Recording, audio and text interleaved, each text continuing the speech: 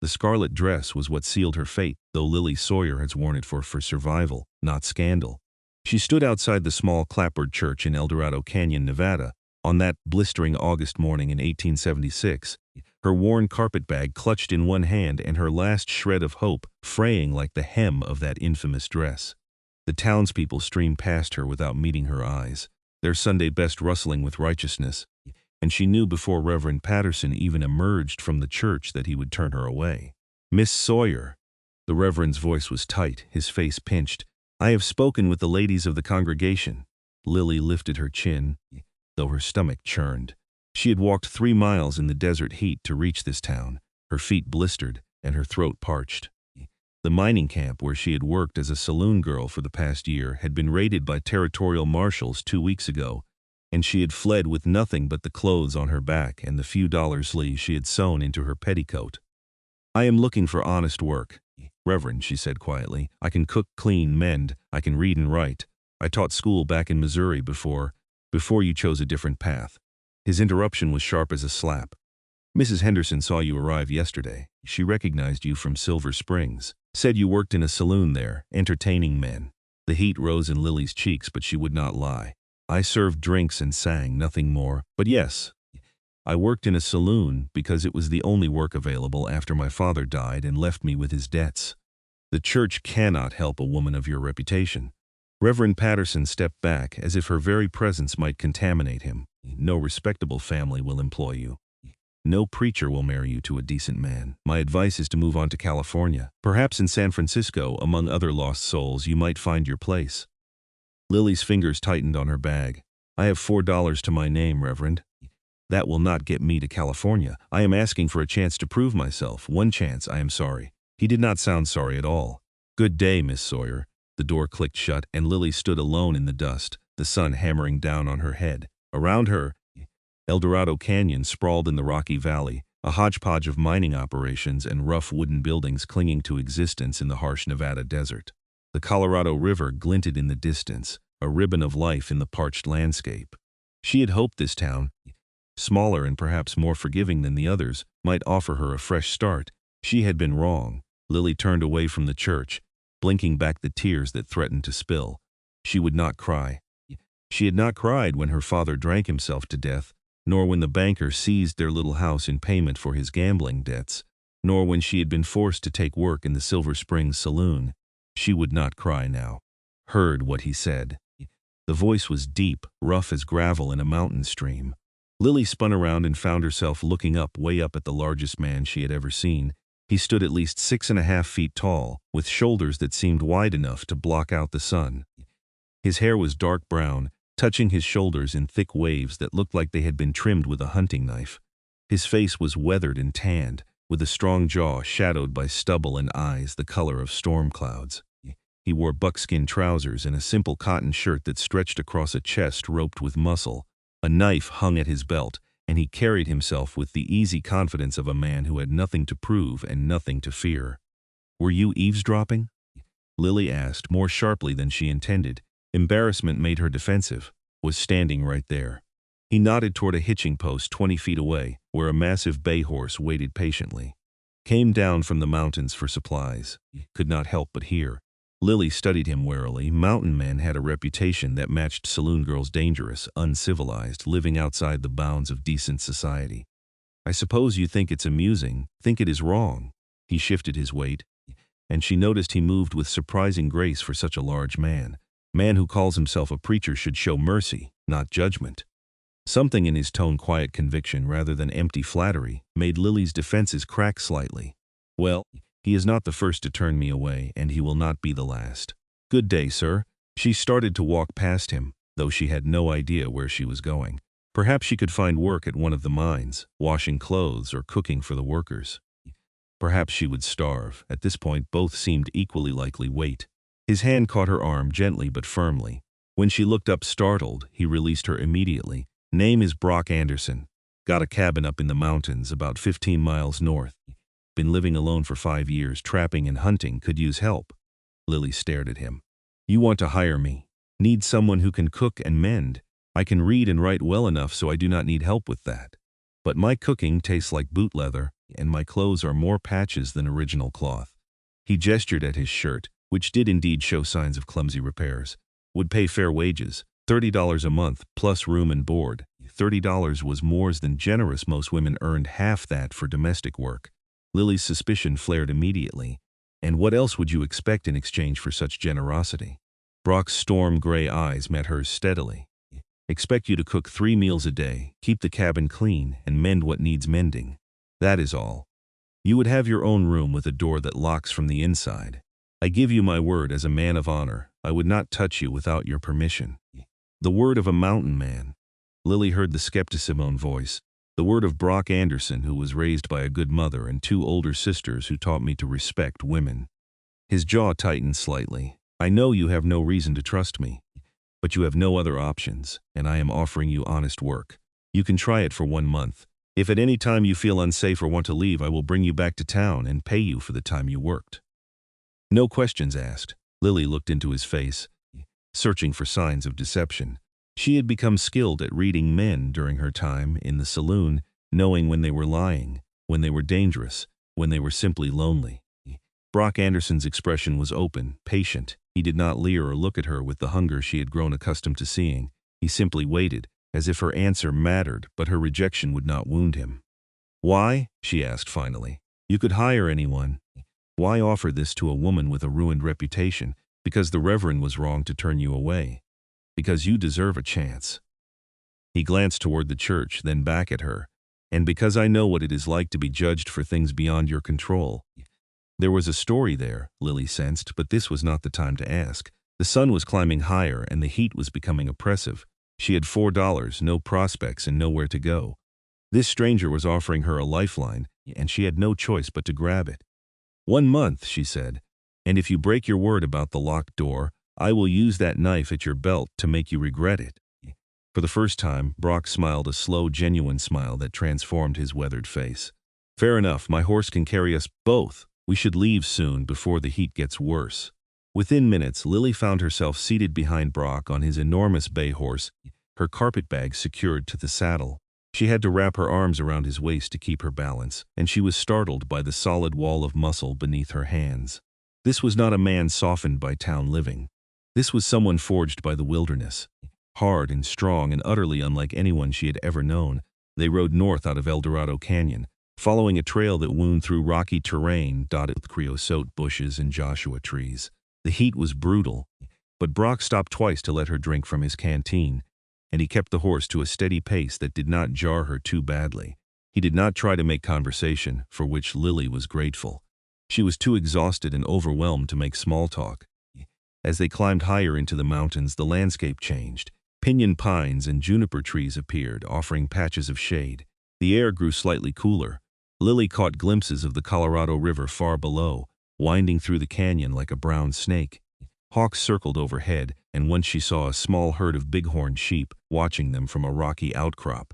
After 3 hours of riding, Brock guided the horse off the main trail onto a smaller path that was barely visible among the trees. They climbed steadily for another hour, until they emerged into a small valley nestled between 2 ridges. A clear stream ran through the center, and on the near bank stood a cabin built of logs and river stone. It was larger than Lily had expected, a solid, well-built structure with a stone chimney and real glass windows. A covered porch stretched across the front, and behind the cabin she could see a small barn and a chicken coop. Vegetable gardens grew in neat rows, and several deer hides were stretched on frames to dry. "This is your home?" Lily asked, surprised. Brock dismounted and helped her down, his large hands circling her waist as if she weighed nothing. "Built it myself. Took 2 years to get it the way I wanted. Come on, I will show you inside." The cabin's interior was dim and cool after the bright sunlight.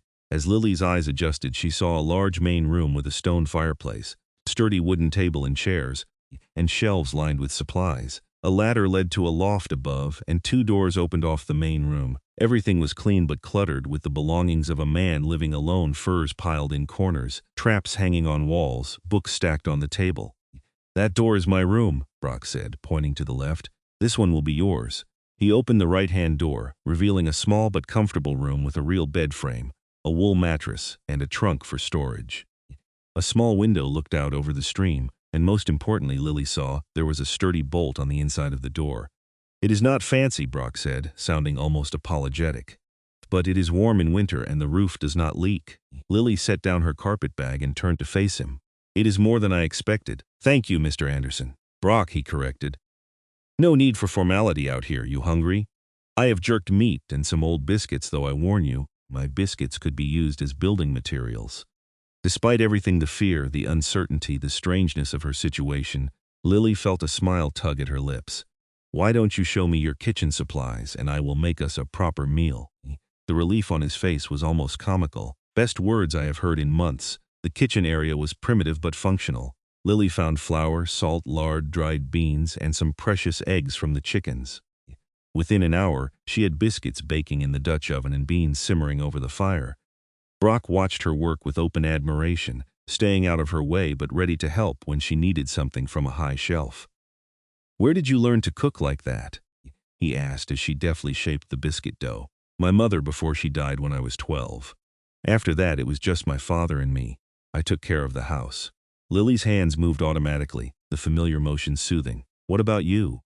How did a man end up alone in these mountains? Brock was silent for a long moment, and Lily thought he might not answer. Then he said quietly, was married once. My wife, Sarah, and I had a little farm in Colorado. She died giving birth to our son. He died too, 3 days later. That was 6 years ago. I could not stay there after that, seeing her grave every morning. So I sold the farm and came here. Lily's hands stilled. She turned to look at him, seeing the old pain etched in the lines around his eyes. I am sorry. That is a terrible loss. It was. For a long time I did not want to be around people. The mountains were easier. Animals do not ask questions or offer pity. He met her gaze. But after 5 years alone, I realized I was half dead myself. A man needs more than just survival. So when I heard the Reverend turn you away today, it seemed like maybe we could help each other. You heard I needed help, Lily said slowly. But what help do I offer you truly? You seem to have managed well enough on your own. I have managed to stay alive. That is not the same as living. Brock leaned against the table, his massive arms crossed. You asked why I chose you, specifically. Truth is, I admire your courage. You stood up to that Reverend with nothing but your dignity. You did not beg or weep. You just held your head high. That takes strength. No one had ever called Lily courageous before. Desperate, fallen, foolish, those were the words she had grown used to. But courageous? That was new. I did what I had to do to survive, she said quietly. Same as you. Exactly. Brock smiled, that slow smile again. Survivors understand each other. They ate dinner on the porch as the sun set behind the western ridge, painting the sky in shades of orange and purple. The biscuits were golden and fluffy, the beans rich and savory. Brock ate 3 helpings, praising every bite with such genuine enthusiasm that Lily found herself laughing. You act like you have never had a decent meal, she said. I have not in 5 years. This is like a feast. He wiped his plate clean with his last biscuit. If you cook like this every day, I might have to raise your wages. $30 is already generous. I will not take charity. It is not charity. It is fair payment for fair work. Brock leaned back in his chair, which creaked under his weight. Speaking of which, we should set some ground rules. You are not a servant, Lily. You are an employee. If you need anything, different supplies, time to yourself, whatever you tell me. This arrangement only works if we are both honest with each other. Lily nodded slowly. Then I will be honest. I am grateful for this opportunity, but I am also frightened. I do not know you, and I am very aware that I am alone in the mountains with a man who could overpower me without effort. So I need you to be patient while I learn to trust you. I can do that. Brock's expression was serious, and I will make you a promise right now. I will never enter your room without permission. I will never touch you without permission, and if you want to leave for any reason, I will take you wherever you want to go. You are not a prisoner here, Lily. You are free. The sincerity in his voice made something tight in Lily's chest loosen slightly. Thank you.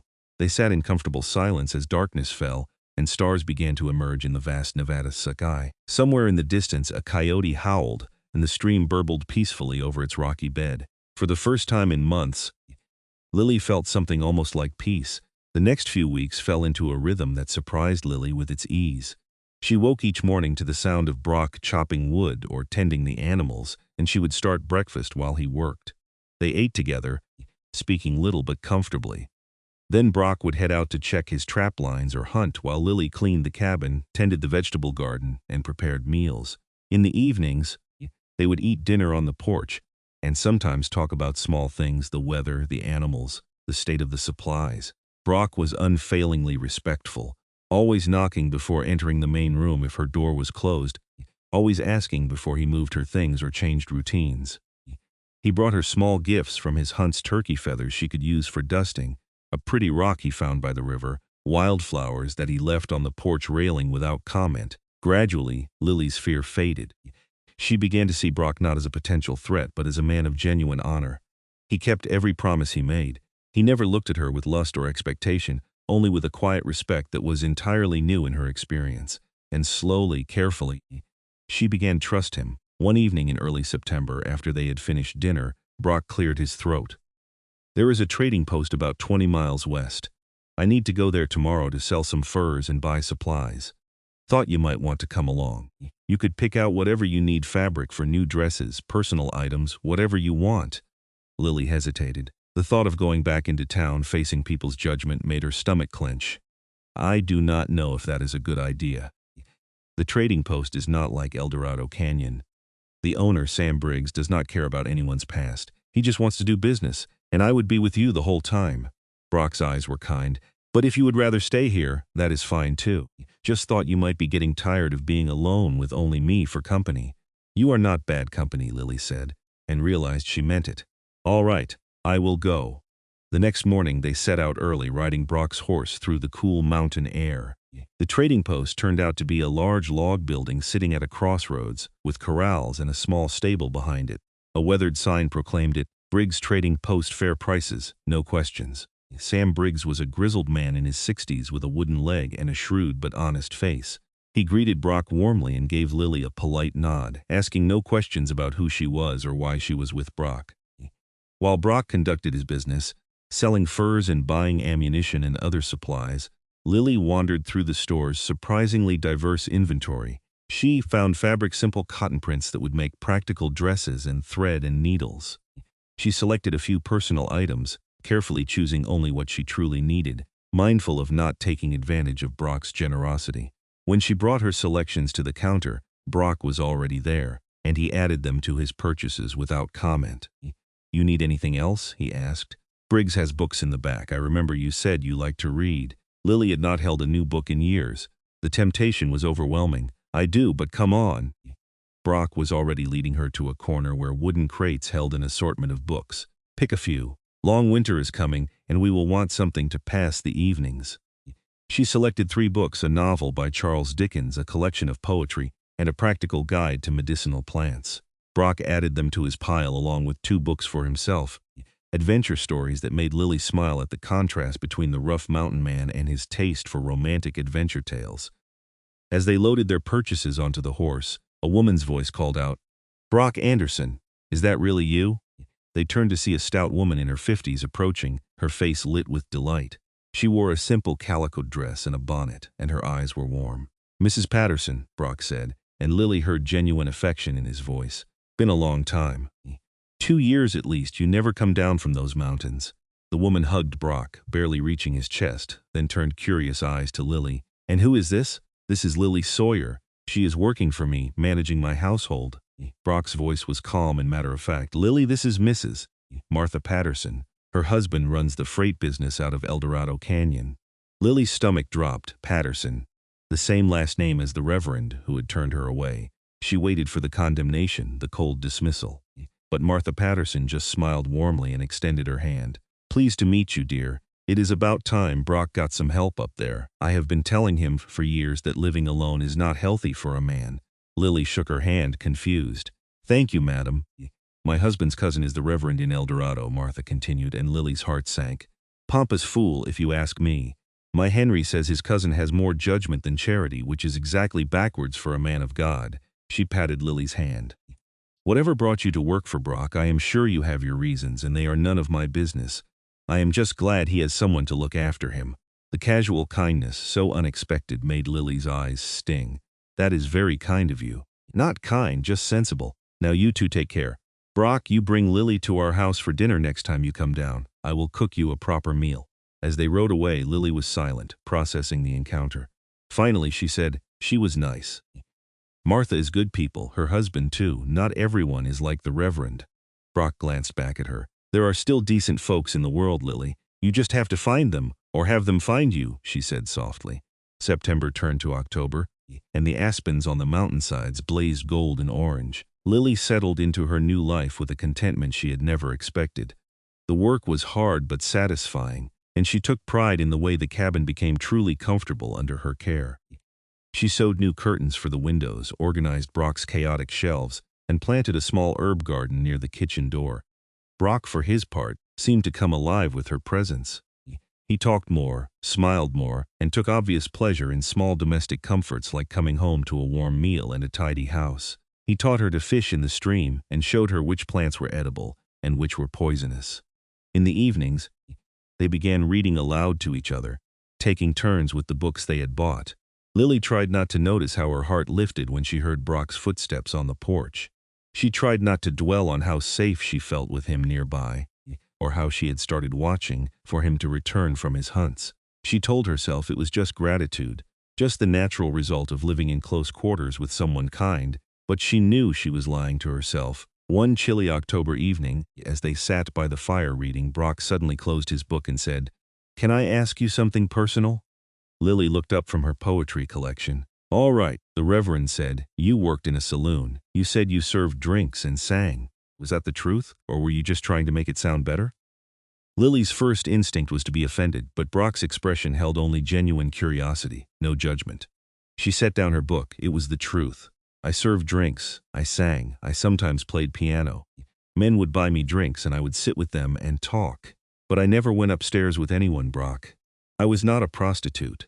"I was not asking because I cared if you were," he said quietly. "I was asking because I wanted to know your story, if you want to tell it." Lily stared into the fire, gathering her thoughts. She had never told anyone the whole story before. "My father was a school teacher in Missouri. My mother died when I was young and he raised me alone. He taught me to read and write and cipher. I was going to be a teacher too, but after my mother died he started drinking. By the time I was 16 he could not hold a job. We lost everything." She wrapped her arms around herself, remembering. "When I was 18 he died. Drank himself to death," the doctor said. "I had nothing. I tried to get teaching positions, but no school board would hire a young woman with no family and no references. I took whatever work I could find, washing clothes, cleaning houses. But it was never enough. Finally, I ended up in Silver Springs, and the only job available was at the saloon." "How long did you work there?" Brock asked. "Almost a year. I hated every minute of it, the smoke, the noise, the men's hands grabbing at me. But the owner, Mr. Chen, was decent. He made sure none of the men hurt me, and he paid fair wages. I was saving money to go to California, maybe open a dress shop." Lily laughed bitterly. "Then the marshals raided the place. Mr. Chen was arrested for running an illegal gambling operation. I ran before they could arrest me too. I ended up in El Dorado Canyon with $4 and a ruined reputation." "And then you met me," Brock said. "And then you offered me a second chance when no one else would." Lily met his eyes. "Why did you really do it, Brock? You said you knew what it was like to be judged, but you have not told me your story." Brock was quiet for a long moment, the firelight casting shadows across his strong features.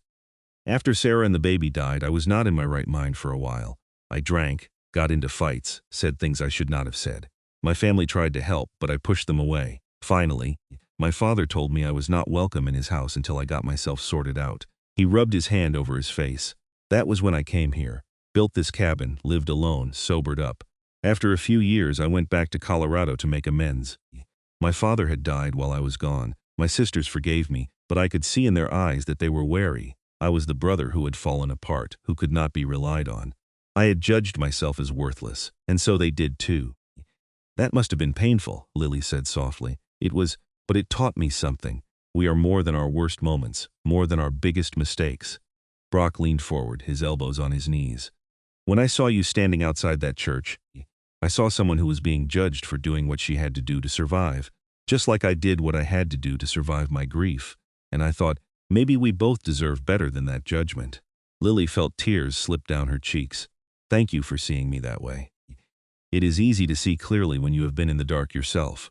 Brock reached out slowly, giving her time to pull away, and gently wiped a tear from her cheek with his thumb. "You are a good woman, Lily Sawyer, one of the best I have known. Do not let anyone tell you different." His touch was so gentle despite his size and strength. Lily found herself leaning into it, craving the comfort and connection. When Brock's hand cupped her face, she covered it with her own, holding it there. "Brock," she whispered, "I think I am falling in love with you." She saw the shock flash across his face, followed by something that looked like hope and fear tangled together. "Lily, you do not have to say that. You do not owe me anything. I am not saying it because I owe you. I am saying it because it is true." She moved closer to him on the bench. "You are the first man who has ever treated me with true respect, who has seen me as a person, not just a pretty face or a scandal. You make me feel safe and valued and seen. I have tried not to feel this way, but I cannot help it." Brock's storm gray eyes searched her face. "I have been in love with you for weeks," he admitted roughly. "But I did not say anything because I did not want you to feel pressured. You work for me, you live in my home. I did not want you to think you had to return my feelings to keep your position here. I do not feel pressured." Lily's heart was racing. "I feel hopeful. Brock, is this real? Can this be real?" Instead of answering, Brock leaned down and kissed her. It was gentle at first, questioning, giving her every chance to pull away. But Lily wound her arms around his neck and kissed him back with all the longing she had been suppressing. His arms came around her, lifting her effortlessly onto his lap, and she marveled at the tenderness with which he held her, as if she were something precious.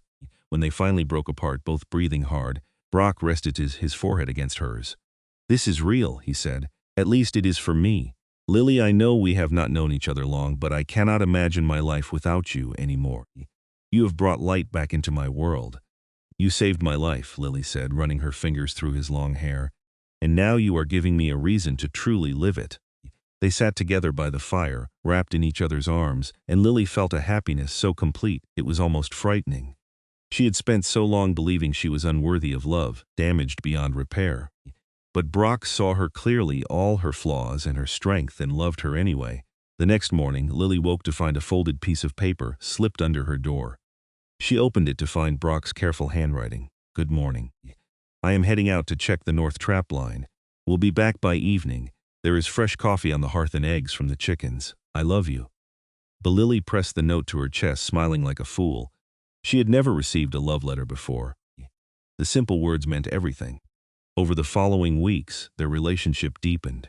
They were careful to maintain propriety. Lily still slept in her own room with the door bolted, and Brock never pushed for more than she was willing to give. But they stole kisses in the kitchen, held hands on evening walks, and talked late into the night about their hopes and dreams.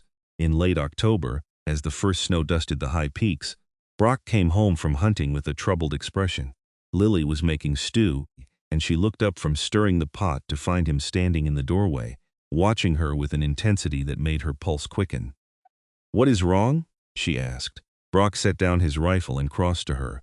"I have been thinking about something, and I need to ask you about it." "All right." Lily set down her spoon, suddenly nervous. "You said the Reverend told you no preacher would marry a woman like you. That has been bothering me." Brock took her hands in his much larger ones. "Because I want to marry you, Lily. I want you to be my wife, not just my employee. But I do not want you to feel trapped or obligated. And I do not know if you even want to marry a man like me, a mountain hermit with a dark past." Lily's breath caught. "You want to marry me? More than anything." His hands tightened on hers. "But I will not rush you. If you need time—" "Yes," Lily interrupted. "Yes, I will marry you, Brock Anderson." Joy lit his face like sunrise. He swept her into his arms, spinning her around the cabin while she laughed breathlessly. When he set her down, he kissed her so thoroughly that her knees went weak. "There is just one problem," Lily said when she could speak again. "The Reverend in El Dorado Canyon will not marry us, and I do not know if there are other preachers close enough to reach." Brock's jaw tightened. "Then we will find one who will. I do not care if we have to ride to California. I am going to marry you proper, Lily, with a preacher and witnesses and everything legal." But finding a willing preacher proved harder than they expected. Over the next 2 weeks, they rode to 3 different towns, and at each one, the story was the same. Word of Lily's past had spread, or perhaps it was simply that any young woman traveling with a mountain man was assumed to be of questionable virtue. Each preacher refused politely but firmly to perform the ceremony. After the 3rd rejection, in a mining town called Cottonwood, Lily sat on the steps of the church and fought back tears of frustration. "Maybe we should just give up. Maybe we do not need a formal marriage. We can just know." Brock's voice was firm. He sat down beside her, the steps creaking under his weight. You deserve a proper wedding. You deserve to be a respected wife, not just a woman living with a man in the mountains. I will not let you settle for less than that."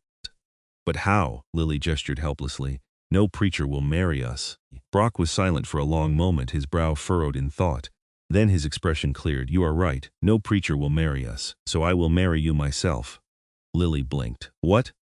"In some territories, common law marriage is legal. If we declare ourselves married before witnesses and live as husband and wife, it is binding." Brock's eyes gleamed with determination. "We will go to the trading post. Sam Briggs and Martha Patterson can be our witnesses. I will declare before God and them that you are my wife, and that will be good enough." "Is that truly legal?" Lily asked, hardly daring to hope. "In Nevada territory, yes. I checked the law books." Brock took her hands. "It will not be a fancy church wedding with flowers and music, but it will be real, and it will be ours." "What do you say?" Lily thought about the cold, judgmental preachers who had turned them away. Then she thought about Brock, who had given her everything without asking for anything in return, who loved her despite her past, who wanted to marry her so badly he was willing to find a way around every obstacle. "I say let us go to the trading post," she said, smiling through her tears. "I want to be your wife, Brock. Church or no church." They rode to Briggs' trading post the next morning. Sam Briggs and Martha Patterson, who happened to be there buying supplies, were delighted to serve as witnesses. Martha even produced a beautiful shawl from her wagon, insisting Lily wear it for the ceremony. They stood on the porch of the trading post with the Nevada mountains rising in the distance and the autumn sun warm on their faces. Brock held both of Lily's hands and spoke in a voice that carried quiet conviction. "I, Brock Anderson, take you, Lily Sawyer, to be my lawfully wedded wife. I promise to love you, protect you, and cherish you for all the days of my life. I promise to honor you, support you, and stand by your side through whatever may come.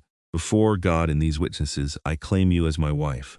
Lily's voice shook with emotion as she replied, "I, Lily Sawyer, take you, Brock Anderson, to be my lawfully wedded husband. I promise to love you, support you, and stand by your side for all the days of my life. I promise to honor you, cherish you, and build a life with you. Before God and these witnesses, I claim you as my husband." Sam Briggs produced a Bible, and they both placed their hands on it as he pronounced them married in the eyes of God and the law. Martha cried happy tears, and even gruff Sam Briggs looked misty-eyed. After signing the marriage certificate that Sam had carefully prepared, Brock pulled Lily into his arms and kissed her sweetly. "Hello, Mrs. Anderson. Hello, Mr. Anderson." Lily felt giddy with joy. "I cannot believe we are actually married." "Believe it." Brock grinned. "You are stuck with me now." Martha insisted on hosting a wedding dinner at the trading post. She and Sam pulled out their best supplies: canned peaches, good coffee, fresh bread that Sam had baked that morning. It was not a fancy reception, but it was filled with genuine warmth and celebration. Martha toasted the happy couple, declaring that she had never seen two people more suited to each other. As the sun began to set, Brock and Lily prepared to ride back to their mountain cabin. Martha pulled Lily aside and pressed a small package into her hands. "Just a little something for your wedding night," she said with a conspiratorial smile. "Some lavender soap and a pretty nightgown I made for my daughter, but she got married before I finished it. I want you to have it." Lily hugged the older woman tightly. "Thank you for everything. You take care of that mountain man of yours," Martha said, "and let him take care of you. You both deserve happiness." The ride back to the cabin seemed to take forever and no time at all. Lily's heart raced with anticipation and nervousness. Tonight would be her true wedding night. She was no longer just an employee or even a sweetheart. She was Brock's wife. When they finally reached the cabin, Brock dismounted and helped Lily down. But instead of setting her on her feet, he swept her into his arms and carried her across the threshold, making her laugh with delight. "Have to do it proper," he said, kicking the door shut behind them. "You are my bride, Lily Anderson." He set her down gently in front of the fireplace, which he had banked that morning so it would still have warm coals. While he built up the fire, Lily lit candles around the cabin, making the space glow with soft light. Her hands trembled slightly as she unwrapped Martha's package and saw the beautiful white nightgown inside. Delicate and feminine, Brock turned from the fire and saw her holding it. His eyes darkened with desire, but his voice was gentle. "You can take all the time you need. There is no rush, I know." Lily set down the nightgown and crossed to him. "But I do not want to wait anymore. I want to be your wife in every way." She saw the desire and love war in his expression with his obvious concern for her comfort. "Lily, I am not a small man, and you are I am braver than I look." She reached up to cup his face, marveling at the roughness of his stubble against her palms. "And I trust you completely. You would never hurt me." Brock closed his eyes and turned his head to kiss her palm. "Never, I swear it." They undressed each other slowly in the fire, taking time to explore and appreciate. Lily had never been naked in front of a man before, and she felt vulnerable but not afraid. Brock touched her with such reverence, such obvious awe, that she felt beautiful rather than exposed. When he carried her to his bed, their bed now, and laid her down on the furs, she reached for him without hesitation. Their lovemaking was tender and passionate, gentle and fierce by turns. Brock was patient and careful, making sure she was ready, that she felt pleasure as well as pain in their joining. Afterward, they lay tangled together, Lily's head on Brock's broad chest, his arms wrapped protectively around her. She could hear his heartbeat, steady and strong. "I love you," Brock murmured into her hair. "My beautiful wife, I love you too," Lily whispered. "My strong, kind husband." They fell asleep that way, wrapped in each other and in their new beginning. The winter came early that year, blanketing the mountains in heavy snow by mid-November. Lily had worried that being snowed in might feel like imprisonment, but instead she found it cozy and romantic. She and Brock spent their days working together, him cutting firewood and hunting when the weather allowed, her cooking and sewing and managing their home. The evenings were spent reading, talking, and making love in front of the fire. In January, Lily began to suspect she might be pregnant. Her monthly courses stopped, and she felt queasy in the mornings. When she was finally certain, she told Brock over breakfast, watching his face anxiously for his reaction. For a moment, he just stared at her. Then, he dropped his coffee cup, thankfully empty, and pulled her into his arms so tightly she could barely breathe. "A baby," he whispered. "We are having a baby. Are you happy?" Lily asked, though she could feel the answer in the way he held her. "Happy does not cover it." Brock pulled back to look at her, and she saw tears in his eyes. "Lily, after I lost Sarah and our son, I thought I would never have a family again. I thought that part of my life was over. And now you have given me everything, a wife, a home, a child. You have given me a future." Lily cried then, overwhelmed by the depth of his emotion and her own joy. They held each other for a long time, marveling at the miracle growing inside her. Brock became even more protective after that, insisting she rest more and not lift heavy things. Lily tolerated his fussing with patient amusement, understanding that his anxiety came from love and the fear of losing another child. As her belly began to swell, she sewed tiny clothes, and Brock carved a beautiful wooden cradle, working on it every evening with painstaking care. In early March, when the snow began to melt and the trails became passable again, they made the journey to the trading post. Lily wanted to purchase fabric for diapers and other baby supplies, but more importantly, she wanted to see Martha Patterson, who had promised to help with the birth when the time came. Martha was thrilled by the news and immediately began organizing. She would come to the cabin in late summer, a month before the baby was due, and stay until after the birth to help Lily. She also taught Lily what to expect during labor and how to prepare. "You will do fine," Martha assured her, patting her hand. "You are strong, and Brock will take good care of you, and I will be there to help." Over the summer, Lily's belly grew round and full. Brock talked to the baby every night, his large hand resting on her stomach, feeling the kicks and movements. He told their child stories about the mountains, about his love for Lily, about the life they would build together. "You are going to be an amazing father," Lily told him one evening as they sat on the porch watching the sunset. "I hope so." Brock's hand stroked her belly. "I failed my first son. I was not there when he needed me most." "You did not fail him, you lost him, which is different, and you have learned and grown since then." Lily covered his hand with hers. "Our child is lucky to have you." Martha arrived in late August, riding up on a sturdy mule with her bags full of supplies. She took over the cabin with cheerful efficiency, preparing everything for the birth. Brock hovered anxiously, clearly terrified despite his attempts to hide it. On a warm September evening, Lily's pains began. Brock went pale and had to sit down when Martha told him it was time. Throughout the long night, he stayed by Lily's side, holding her hand, wiping her brow, murmuring encouragement even though he looked like he might faint. "You are doing so well," he kept saying. "So strong, I love you so much." As dawn broke over the mountains, their son was born, a healthy, squalling baby with a full head of dark hair and lungs that worked perfectly. Martha wrapped him in a soft blanket and placed him in Lily's arms while Brock stared in wonder. "A son," Brock whispered. "We have a son. Do you want to hold him?" Lily asked.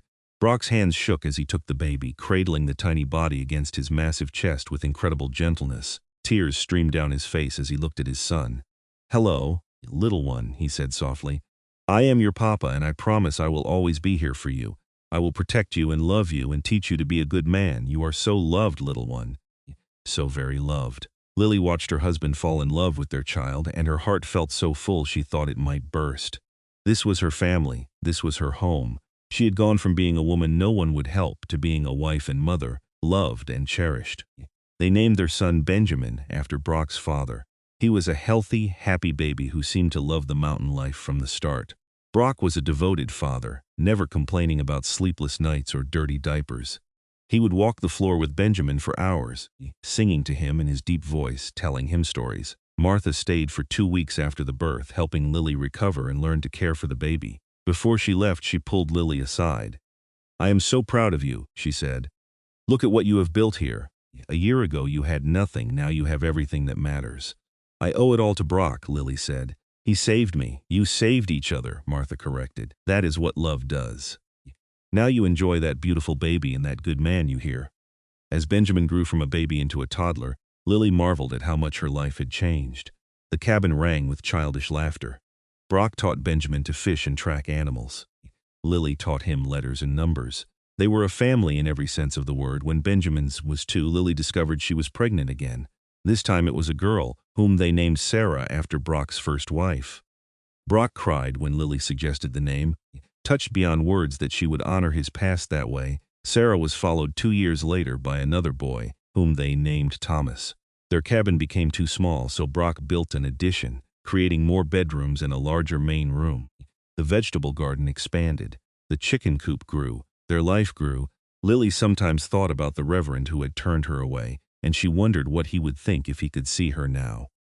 Probably he would still condemn her for her past.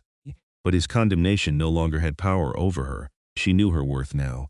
She was a good mother, a loving wife, a valued member of her small mountain community. When people asked how she and Brock met, she told the truth. She had been rejected by polite society, judged unworthy of help, and Brock had offered her a second chance without hesitation. He had loved her when she could not love herself. He had married her when no preacher would perform the ceremony. "No preacher would marry a woman like me," she would say. "So my mountain man said he would marry me himself, and he did." The years passed. In a blur of love and work and children, Benjamin grew into a strong, kind young man who had his father's size and his mother's gentle heart. Sarah was bright and brave, always exploring the mountains with fearless curiosity. Thomas was the peacemaker, thoughtful and wise beyond his years. Brock's hair began to gray at the temples, and Lily found laugh lines around her eyes. But they still held hands on evening walks. They still read to each other by the fire. They still made love with the passion of newlyweds. Even after years of marriage, on their 10th wedding anniversary, Brock surprised Lily by taking her back to the trading post. Sam Briggs had passed away years earlier, but his son now ran the business. Martha Patterson was still alive, though slowed by age. She hugged Lily tightly when she saw her. "Look at you," Martha said, still glowing with happiness. "I knew you two were meant for each other." "We wanted to thank you," Brock said. "You and Sam gave us our marriage when no one else would. You were the witnesses who made it legal. We would not have this life without you." Martha waved off his thanks, but Lily could see she was pleased. "You made your own happiness. I just watched it happen." That evening, as they camped under the stars on the way home, Brock pulled Lily close and said, "Do you remember the day we met? You were standing outside that church, looking so lost and brave at the same time. I remember thinking you were the biggest man I had ever seen," Lily said with a laugh. "I was terrified. And now I cannot imagine my life without you." Lily kissed him softly. "Hope, love, a family, a home. You gave me the same," Brock said. "You brought me back to life, Lily. Before you, I was just existing. Now I am truly living." They lay together under the vast Nevada sky, surrounded by the mountains that had become their home, and Lily thought about the journey that had brought them here. From desperation to hope, from judgment to acceptance, from loneliness to love, the Reverend had been wrong. Someone had married her, someone better than any preacher.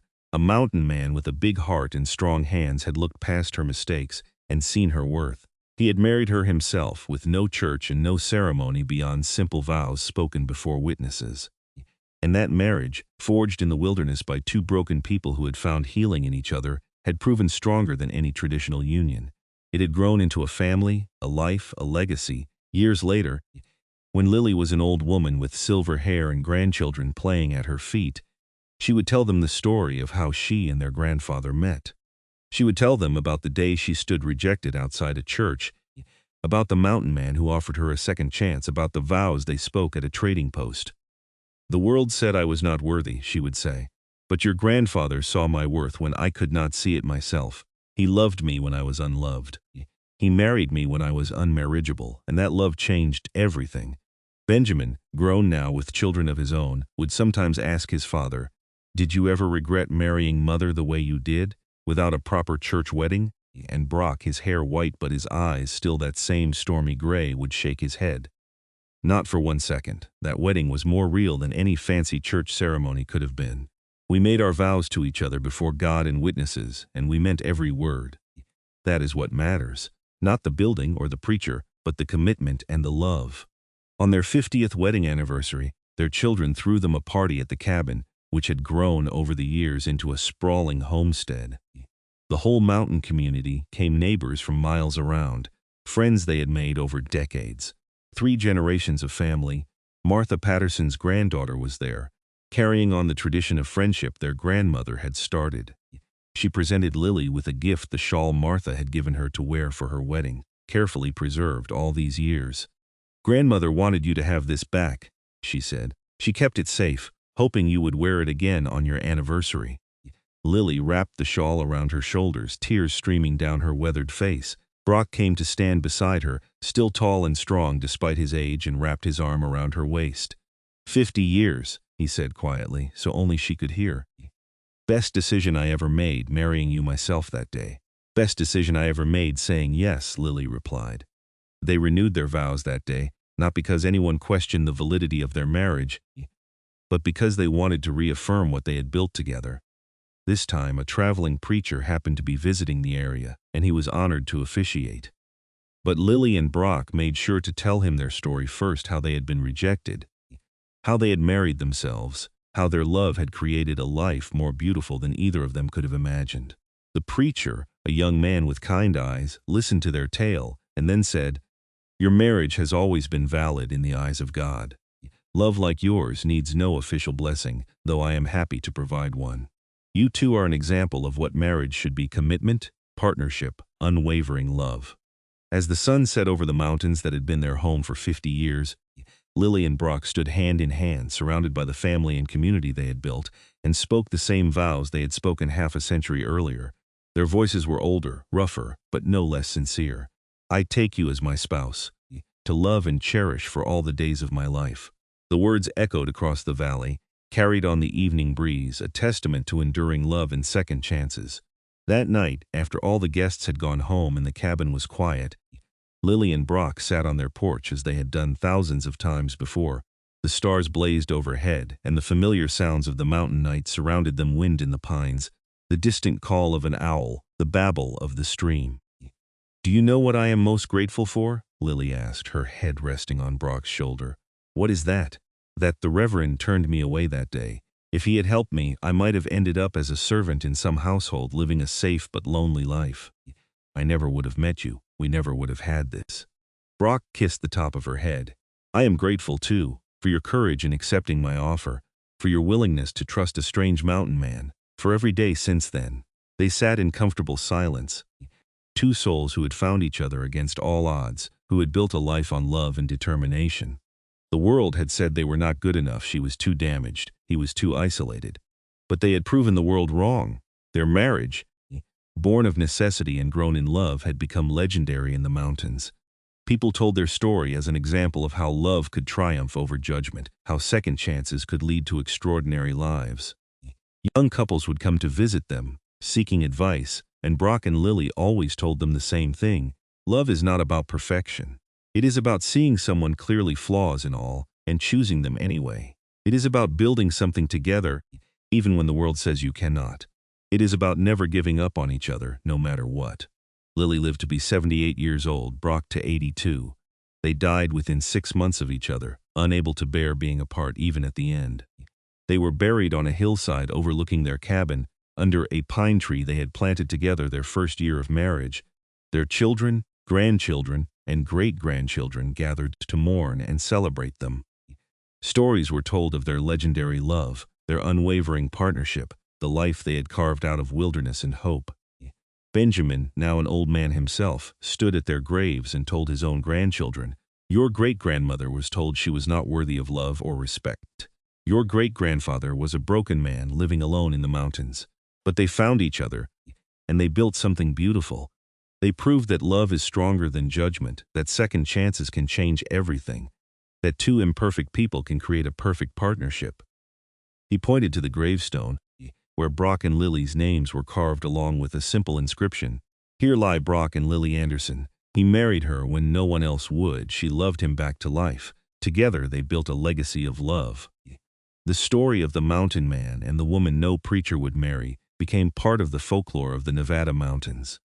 It was told around campfires and dinner tables, passed down through generations as a reminder that love could bloom in unexpected places, that redemption was always possible, that sometimes the greatest love stories began with the word no.